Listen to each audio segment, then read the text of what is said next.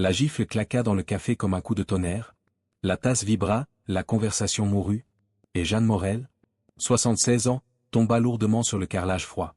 Pendant une seconde, plus personne ne bougea. On entendait seulement la petite cuillère qui tournait encore dans un verre. Comme si le temps refusait d'avancer. Ce matin-là pourtant, Port-Roche respirait la paix. Une petite ville au bord de la mer, maison pastel, volets entr'ouverts. L'air sentait le sel, le café chaud, le pain grillé. Les pêcheurs rentraient au port, les mouettes tournaient au-dessus des bateaux. Jeanne avançait lentement le long du quai. Manteau beige, foulard bleu, canne à la main. Ses cheveux blancs encadraient un visage marqué, mais digne. Ses yeux clairs gardaient une douceur têtue. La douceur de quelqu'un qui en a trop vu, mais qui refuse de devenir amer. Veuve depuis 8 ans, elle avait tenu bon. La maladie de son mari, les nuits à l'hôpital. Le silence après, les photos dans le salon. Une seule chose lui avait donné la force de continuer. Son fils, Lucas. Lucas, son grand garçon. Toujours le premier à défendre les plus fragiles à l'école. Aujourd'hui, ancien commando de marine. Strict, discret, des cicatrices qu'il ne racontait jamais. Et à ses côtés, une chienne malinois. Kira. Ancienne K9, dressée pour protéger, toujours aux aguets. En revenant de mission, Lucas avait acheté pour elle une petite maison sur la falaise. Tu as assez souffert, maman, lui avait-il dit, ici, tu entendras seulement la mer, plus les machines d'hôpital. Mais cette maison, avec vue sur la mer, intéressait d'autres personnes. Des personnes qui voyaient, des euros, là où Lucas voyait un refuge. Ce matin-là, Lucas était parti courir avec Kira sur le sentier côtier. Jeanne, elle, poussait la porte de son café habituel. Chez Marin. Un endroit simple, banquette rouge, table en bois, vieille photo de pêcheur au mur. Bonjour, Madame Morel, lança Léa derrière le comptoir. Léa. 23 ans, cheveux bruns attachés, regard vif. Toujours un sourire pour les habitués. Comme d'habitude. Un café crème et une tartine. Comme d'habitude, ma chérie, répondit Jeanne. Elle alla s'installer près de la vitrine, pour voir le port. Elle posa sa canne, inspira profondément. Un instant, tout allait bien. La clochette de la porte tinta. 3 hommes entrèrent. En tête, Renaud Blanchard. 45 ans, costard sombre, épaules lourdes, mâchoire serrée. Il dirigeait une société de sécurité privée. Mais tout le monde savait qu'il travaillait en réalité pour le maire et un promoteur. Depuis 2 ans, dès qu'un terrain intéressait la mairie, on voyait Renaud tourner autour. Son regard balaya la salle, se fixa sur Jeanne. Un sourire mauvais se dessina sur ses lèvres. Tiens, la fameuse Madame Morel, lança-t-il fort, celle qui bloque le projet d'avenir de la ville.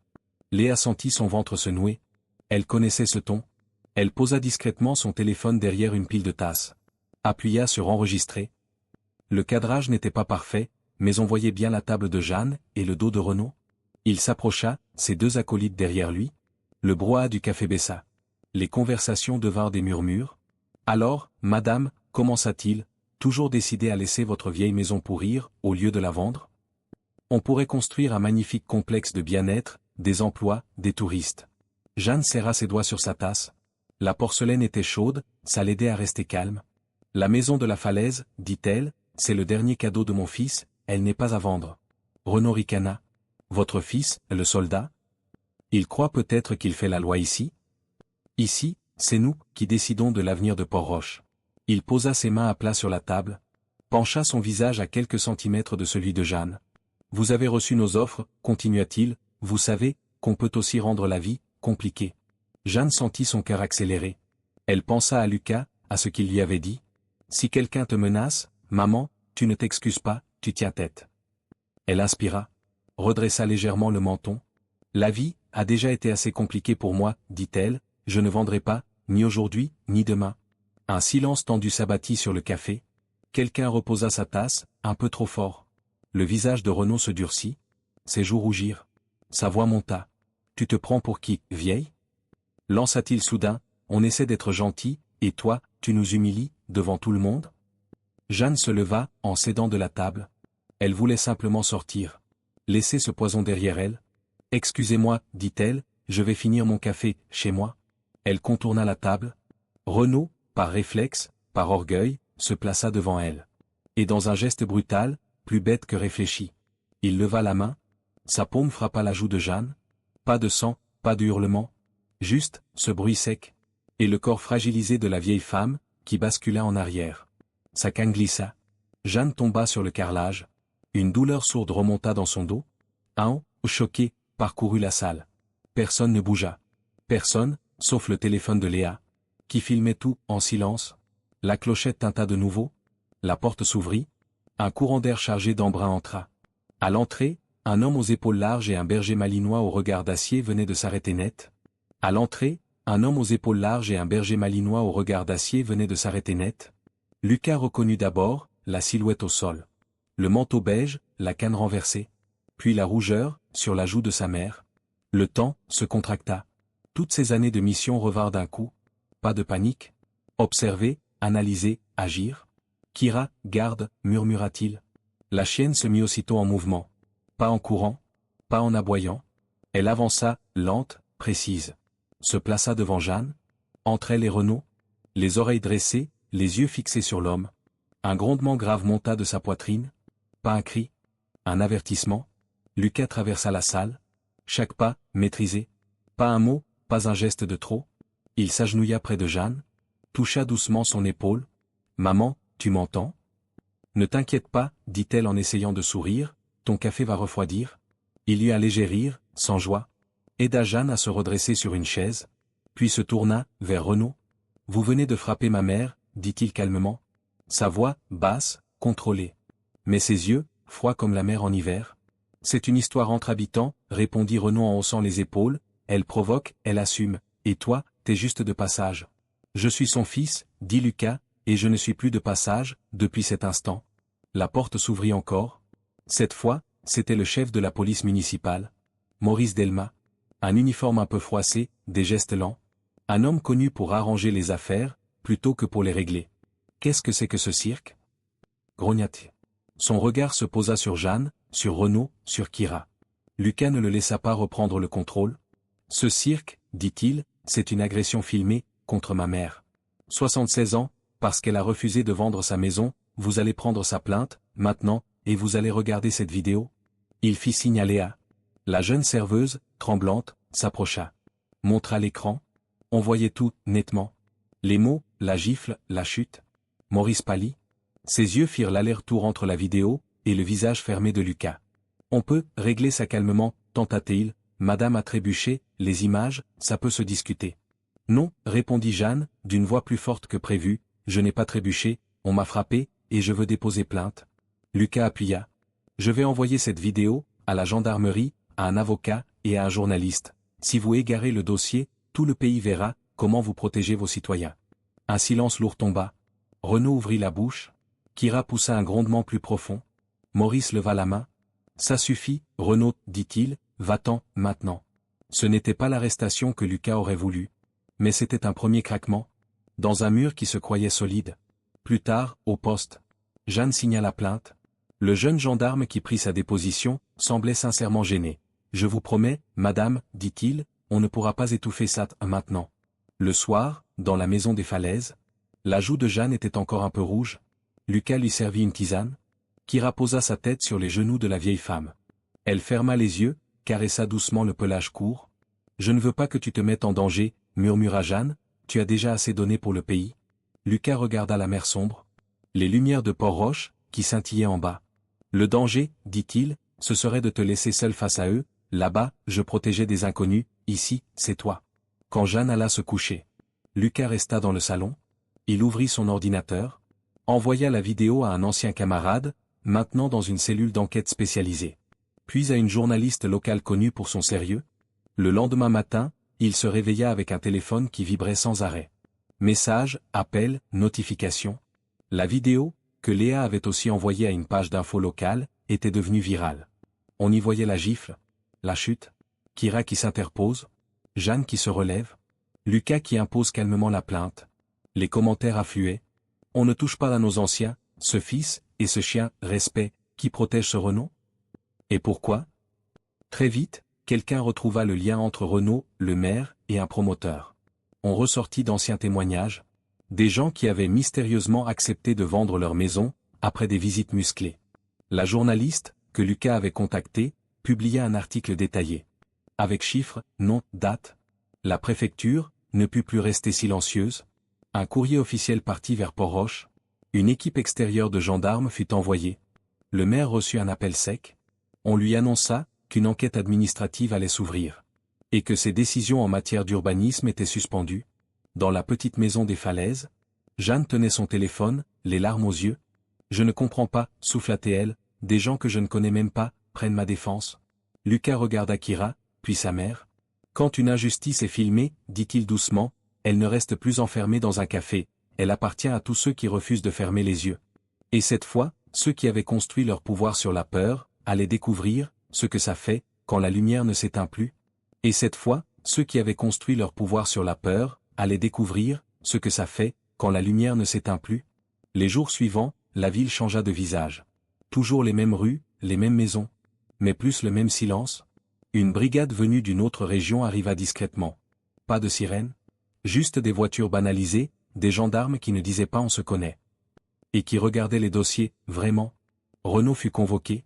On lui montra la vidéo. On lui parla aussi d'autres affaires anciennes. Des clôtures brisées, des pneus crevés, des menaces.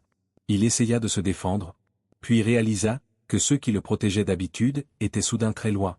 Il fut placé en garde à vue, pas pour un geste malheureux, pour violence sur personne vulnérable et extorsion. Le chef de la police municipale, Maurice, dut expliquer pourquoi il avait laissé Renaud repartir. Pourquoi Jeanne avait dû insister pour déposer plainte. Face à des enquêteurs qui n'avaient aucune envie de laisser tomber. Son ton se brisa vite. En quelques jours, il fut suspendu, puis muté provisoirement, en attendant mieux. Le maire Lenoir, lui, tenta d'abord de minimiser. Conférence de presse improvisée. Quelques phrases sur un incident regrettable. Une ville qui souffre mais avance. Mais un journaliste leva la main. « Monsieur le maire, pouvez-vous expliquer pourquoi la société du promoteur avec lequel vous travaillez apparaît dans plusieurs ventes contestées? Et pourquoi monsieur Renaud Blanchard, présent sur la vidéo, est aussi votre prestataire de sécurité personnelle ?» Les caméras, les micros, se tournèrent vers lui. Lenoir bafouilla. Parla de coïncidence, de marché ouvert. Mais le mal était fait. La préfecture annonça une enquête plus large. Le conseil municipal fut contraint de voter la création d'un comité citoyen, chargé de surveiller tous les projets urbanistiques à venir. Un après-midi, on appela Jeanne à la mairie. La préfecture avait envoyé une représentante. Une femme aux cheveux courts, tailleur sobre, regard direct. « Madame Morel, dit-elle, vous ne le vouliez sans doute pas, mais vous êtes devenue un symbole, le symbole de quelqu'un qui a dit non, quand tout le monde se taisait. » Jeanne rougit. « Je ne suis qu'une vieille institutrice, murmura-t-elle, j'ai juste refusé de me laisser faire. »« C'est exactement ce dont on a besoin, répondit la représentante, des gens simples, qui ne doivent rien à personne. Accepteriez-vous de siéger dans le comité citoyen ? Avec d'autres habitants, pour vérifier que plus rien ne se décide, dans l'ombre ?» Jeanne resta silencieuse un instant. Elle pensa à son mari, à tout ce que Lucas avait traversé.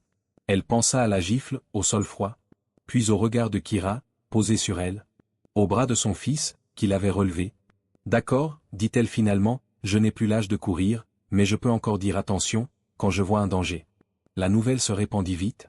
Au café, on parla d'elle avec respect. Léa retrouva son travail. Mieux encore, le propriétaire lui proposa un poste à responsabilité. « Sans toi, dit-il, on aurait continué à faire semblant de ne rien voir. » Un soir, une réunion publique fut organisée dans la salle des fêtes. Pas pour inaugurer un projet. Pour écouter. Pour une fois. La salle était pleine. Des pêcheurs, des retraités, des familles. Lucas était assis au deuxième rang. Kira couchait à ses pieds. Jeanne à côté de lui, un peu intimidée, mais droite. On présenta les grandes lignes d'un nouveau règlement. Interdiction de toute pression pour la vente de biens. Obligation de concertation publique avant chaque grand projet. Mise en place d'un numéro anonyme pour signaler des menaces.